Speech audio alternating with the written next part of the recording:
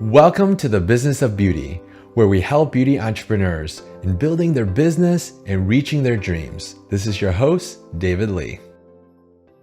Our guest today is the co-founder and chief strategist of MSLK, a branding agency based in New York. MSLK specializes in helping beauty companies find their voice in today's crowded marketplace through a 360-degree positioning.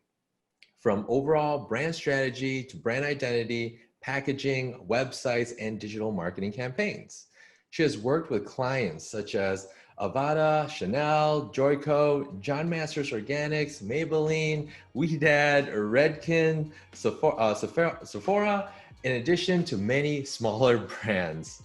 She frequently speaks about marketing and branding at conferences around the world. In 2002, she co-founded the nonprofit organization Spark Design Professionals, and in 2012, Evolve Symposium. Both produce events and workshops dedicated to best practices and best business acumen for design agencies. She is proud that they are celebrating their 20th year of business and have recently received a host of awards worth celebrating. One of her favorites is the Rebrand Award, a global business-oriented program reviewing and acknowledging the best in brand refinement. Her superpower is design with style and substance. Like a brand archaeologist, they have a team of experts that help uncover a brand's unique assets and polish them so they are more apparent and effective. I'd like to welcome to the show Sheri Koetting at MSLK Incorporated. Thanks so much. Thanks for having me and for that super nice introduction. Oh, thank you. Man, it's quite impressive. Long list, and especially 20 years in business. That's quite impressive. Thanks. So, I guess let's start with, can you tell us a little bit more about MSLK? I know I briefly mentioned, okay, you do a lot of different, marketing strategy to websites. So can you tell us a little bit more about your company? Yeah, I think it's important to start off by saying my background's actually in design. The minute I start talking, I don't necessarily talk like a designer, so people can often forget that, but I'm a creative at heart. That's actually what gets me out of bed in the morning.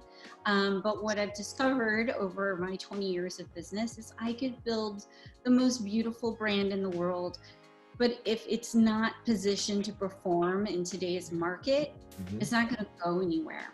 And so I built around me a team of experts, all with unique perspective on the beauty industry, because that's all we do now is beauty and wellness. And that really helps make sure that that design with style and substance that I said was my superpower is conveyed in everything that the brand touches. So once we get involved with the brand, I like to say we're in the relationship business. There's really no limit to what we can touch. Totally good. And then now, how did you get started in building your business and to where you're at today? Yeah, it's funny, but when I was a kid, I was an artist, from my parents used to say I would draw all the time. That was my world. And when I was a grade schooler, I would play imaginary fashion design agency in my bedroom. Wow, a dream come true, right? It really is. It's been a lifelong dream to do what I do. So yeah. That's awesome. I'm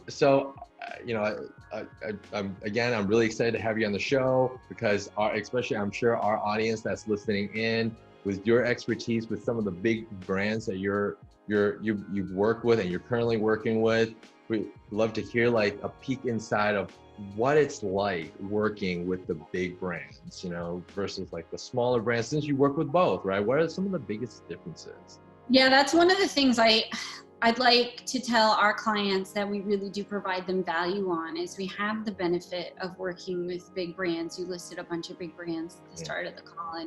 And the benefit there is that we get to see inside the best practices that are going on. And then you also mentioned that I founded a nonprofit organization and then another business symposium really dedicated to sharing and talking about best practices. So taking that ethos that I have of, I could do great design, but like, how does that impact a business?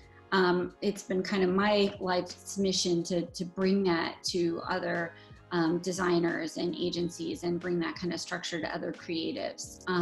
So, for the small brands that we work with, to answer your question of like, what is it like to work with them? I think, what I would say is that they take a very measured approach, right? It's a business. And what's beautiful about working with entrepreneurs is that it's a passion, right? And that's what gets them out of bed in the morning. That's what gets them through the rough first years of launch, but at the end of the day, it does need to be ultimately a business. And that's what's it's a marathon, right? Not a sprint. And so that's what's going to give you that endurance. And so, we really try to take those best practices that we see the big brands using and give them to our smaller brands, in a way that's reasonable and palatable for a startup operation. Yeah. So now what are some of the big, like when the big brands come to you, what are the problems they're asking you to solve versus the small brands coming to you? Like what problems are they asking you to solve? They're very similar, actually. So the big brands are looking for stretch thinking, usually. They come to a team like us because they see we work with indie brands. They want that fresh blood and energy. And they're looking for us to be able to, talk strategically, style and substance. You got one foot in, the world of the business, and let's look at what the consumer data says. Let's look at what the analytics say, and then one foot in that stretch thinking. Where do we see the vision? The vision of the future. That's why it is. It's an art and a science. And the younger indie brands, they actually they need more of that roadmap. Right? Like all they usually know is they need the end product. And what we help them do is demystify the kind of scary process of like, I know I need a package, but I don't even know. I just got a question in my inbox this morning where I can see that the person asking doesn't even understand that cost of goods can influence time. And I think we should talk about that for a second. I'm talking about how much does this product cost you to make? How much are you going to sell it for? What are retailers have a zone that they are going to, their customers are going to buy it at? They've got a markup that they want to take. And those things, most designers are just happy to make you a pretty package, but that doesn't necessarily, you put in the foil stamping, you got the special box. Things just start adding up. Absolutely. Yeah. So I have someone on my team now that can help. I'm not like, that's not my specialty, but that's theirs, Yeah. So from the sound of it, the smaller brands need a little bit more assistance. They're not like, they don't have a lot of resources, nor have they been doing this for many, many years compared to the bigger brands. Right. So in that way now, from a big brand standpoint, do they normally have you work on like let's say one of their unique product lines, or do they say, all right, we have a product line, but we want to really target this particular niche, and we need like a special, like almost like a SWAT team, like a special team to kind of figure out how do we break into this niche? Like, is that something like what the big brands are really asking for? Yeah, exactly. So, we get a lot of the big brands that we work with have reached a certain level of business, and they get a lot of, our line is very complex. We have 300 SKUs, and we've never figured out how all these products are related and how to create regimens, or like you said, a Johnson & Johnson or something, or I always joke, like Chanel's not going to come to us and ask us to redesign the brand. They're going to ask us to get in on a really narrow problem to solve that they know we got that stretch, the ability to think and stretch.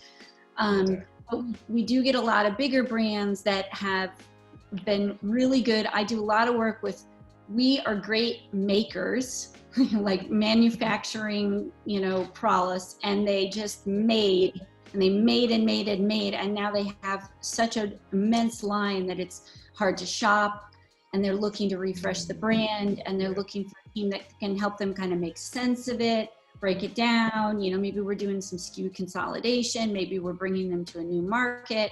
And so there's a little bit of like, again, where creativity meets some of those business decisions.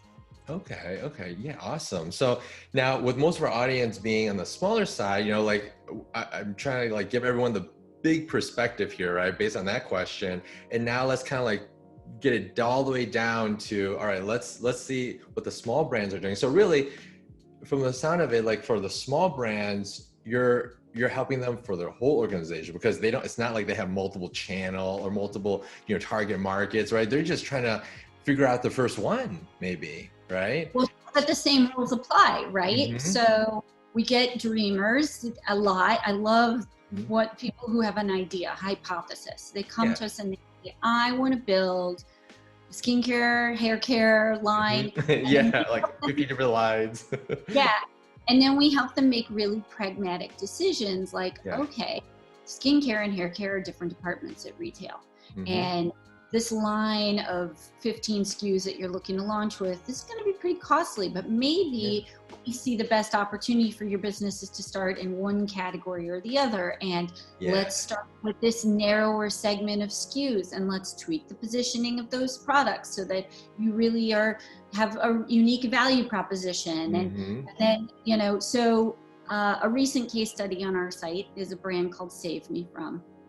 And she came to us, April Peck. She built and sold hydropeptides. She's experienced beauty veteran, and she was looking to get into hair products. And she identified different types of hair breakage. But what's interesting and very cool and scientific is that consumers cannot understand whether their hair is cracking or crazing. All they know is and so we really worked with her to kind of reshape the product positioning, tracing the source of the hair breakage all the way back to the source. So your hair is breaking because you color it all the time. Your hair is breaking because you're straightening it and blow drying it. And then we created products and positioning around what type of, what causes cracking, what causes crazing, and putting it in consumer language. And so that's the kind of relationship that we have with smaller brands. I love it. So really my analogy is like, okay, like it's like almost like going to the doctor and you let the doctor know, hey, I'm not feeling that well. Then he kind of goes back and say, okay, what were you doing the past, few days? When did this start happening? Right? What did you eat? Right? Or who did you interact with? So you're kind of getting it to that source. So are you suggesting like, all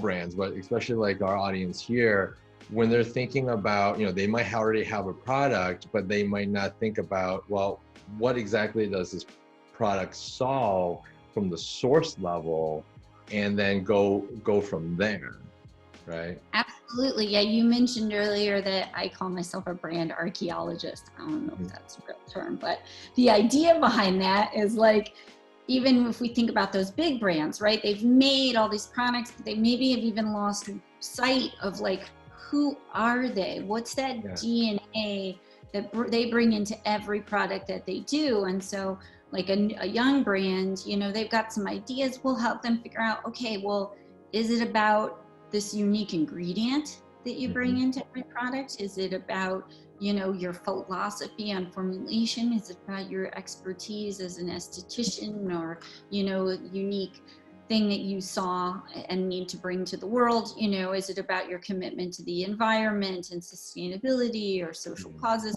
There's a lot there that we try to tease out and bring into the brand positioning and onto the packaging and all those kinds of elements. From your experience, what is the most powerful driver? Is, from like, oh yeah, our product's green versus this product can do this. Like, what is like the biggest motivator for consumers to want to buy that product? Consumers want products that are performance and benefit driven, meaning so they want to produce results.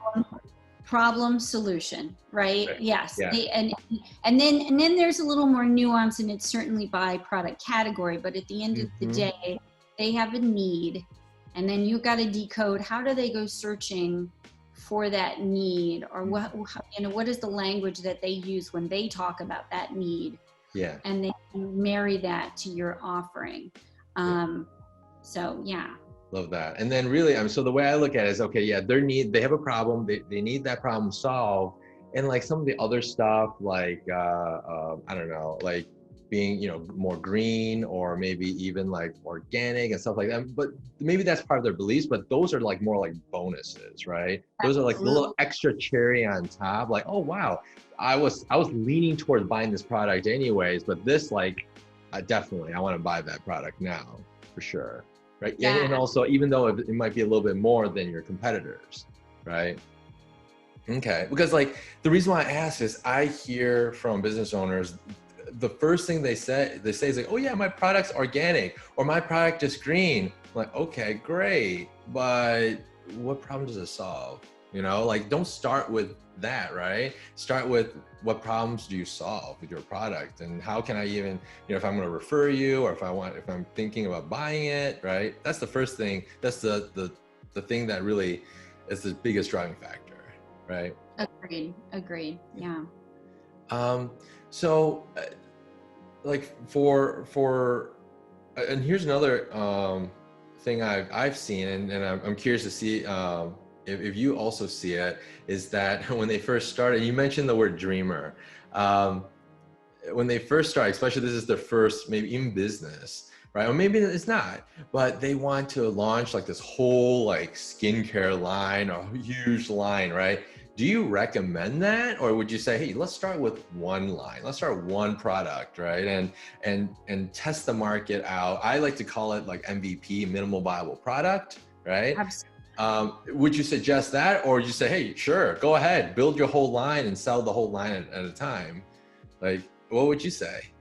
Well, so I always tell relationships that I'd rather see them, invest in something properly than spend their hard-earned money chasing after something that I don't think is designed to perform. So, one of the things that I think when people are choosing to work with an agency like ours, it feels like a big decision. It's a big commitment. And they're like, oh my gosh, should we make this investment?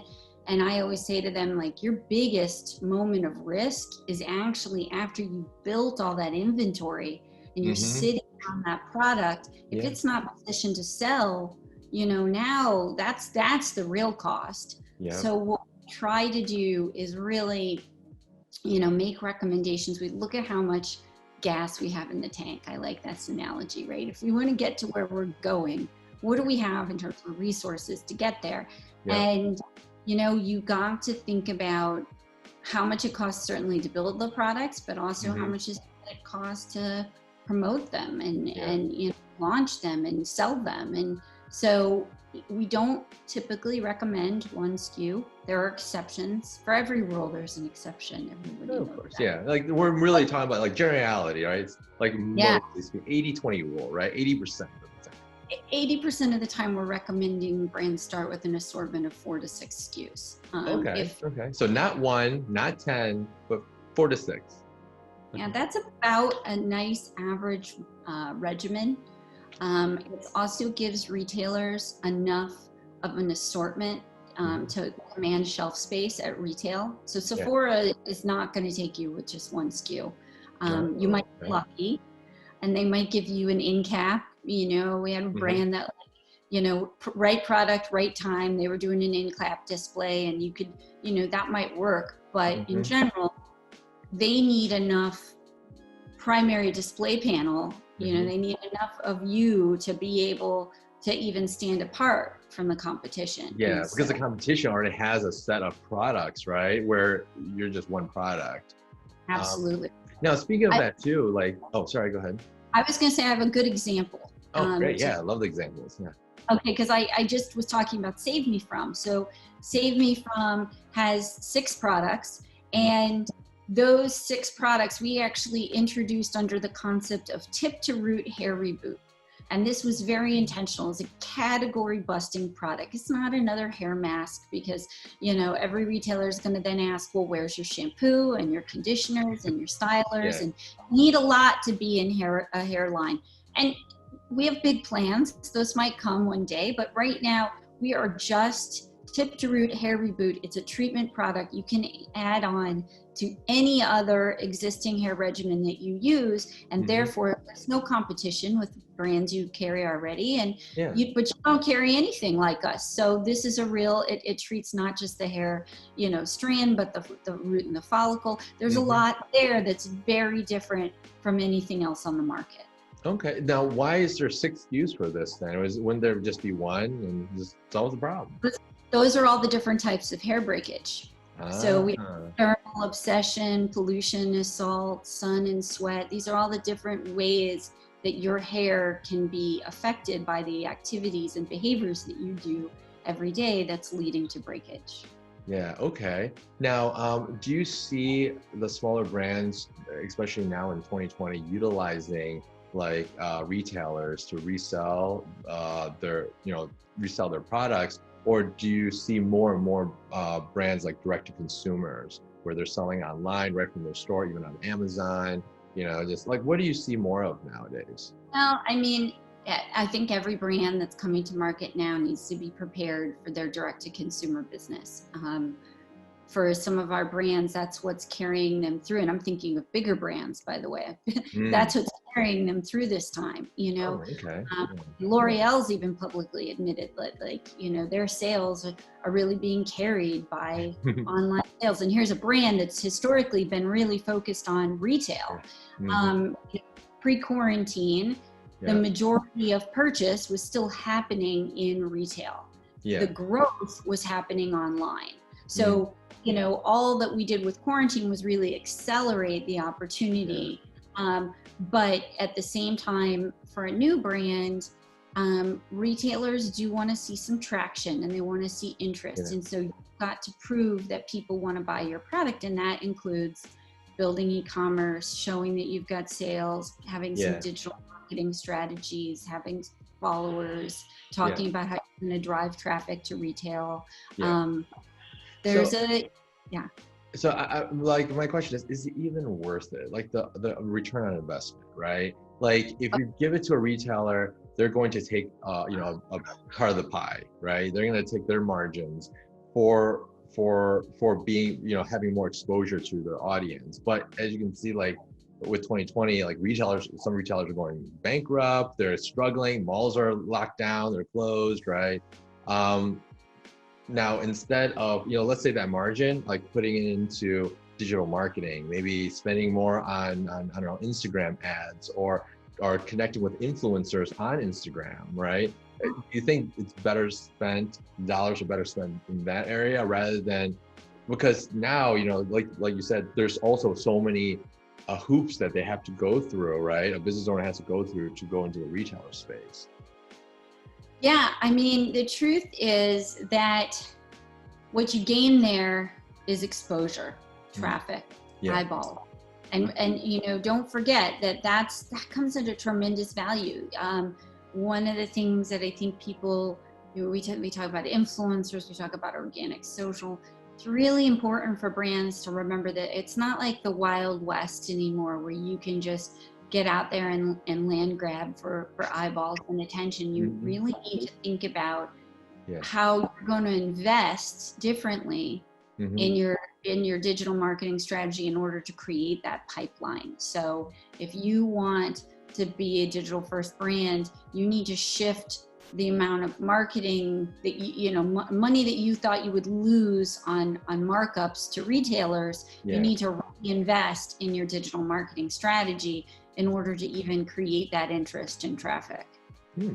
Nice. Yeah. Okay, I appreciate that. Now let's switch gears a little bit and onto like more design. Sure.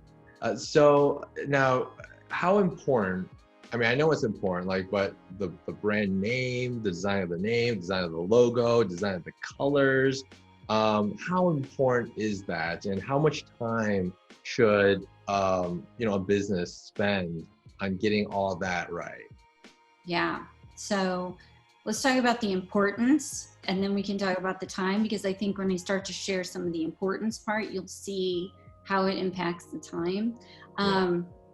The truth of the matter is that like these are tools that are in your brand toolbox. So when we do consumer research, we ask consumers to describe their favorite brand. What you're going to hear them talking about is the color, the shape, symbols, the words on the packaging. That they're really, I know I'm looking for the red bottle, the one with the curvy sides. They don't remember the actual text, they just remember the big things. The big things. In fact, if we were talking about a retail first brand, words are last. It's true. It's not until a consumer actually picks up your package that they're even reading the words. But online, words are first, right? As we know, online, every search, every Facebook group or hashtag, every query on Google, it's powered by words. And so we really try to make an evaluation process for establishing, okay, what can we do with the design? What do we need to bring into the design so that it speaks volumes before we even get to the words? So I like to always say, like, if you have to say that your brand is luxury, you're probably doing it wrong. Right? You want to rely on those, you want to choose finishes and colors and materials that convey that luxury experience. You don't want to print like luxury and luxury. That's the first thing to devalue your brand, right? Just saying this luxury, it should show luxury, right? Right. So then, when you think about I thought I would give a few tips, like kind of working down the brand ecosystem. Yeah, that'd be really good. For people thinking about, so when you're thinking about a name, it's very, there are lots of naming conventions out there, right? There's, descriptive names like Dry Bar and evocative names like Bliss. And if you compare those two, one's a little more direct at conveying what they do. And Bliss gives me a feeling, and that's great. But then, but you got to translate it. Right. And also what other words come around that let me know that Bliss does skincare and, is a spa or whatnot. And, and then there's invented names, like Boscia, which is a skincare. It's botanical and science, but you would never know that, and so you really want to think about, like, what is that story behind your name? MSLK is at this point a heritage name. We've been in business so long. When we named the company, I wasn't thinking the same way I'm thinking today. And we actually looked at renaming, and it's impossible for us to get rid of the name because we optimized so well for it. But every time I'm involved in something and my name is, it's Sheri Koetting at MSLK, I have to say branding beauty with brains, which is our tagline, in order to clarify what we do. Okay. Nice. So there's some important decisions in choosing. You want to think about it in the future, or else, like, you're going to get locked into that name. Well, there's like nothing wrong with it, but now you have to work a little bit harder to explain, right, what MSLK is. Absolutely. And then along those lines, you also just really want to make sure that the name is available, because we recently had a brand that, some things that feel like a luxury, like they didn't check the trademark, and, they checked, you want to check like Instagram, URLs, like all this stuff. You go and produce something, and then here, lo and behold, they have inventory they can't even sell because they can't trademark their own name. So important steps in the process. Yes. All this like, we're now, from your experience, what type of name, I guess, that works the best? Simple terms. Well, that one's probably a much harder thing to answer, because it really is. Then now we're starting to get into some of the personal nuances of what we're trying to convey, what the white space is for our business, what are opportunities that we have available to us.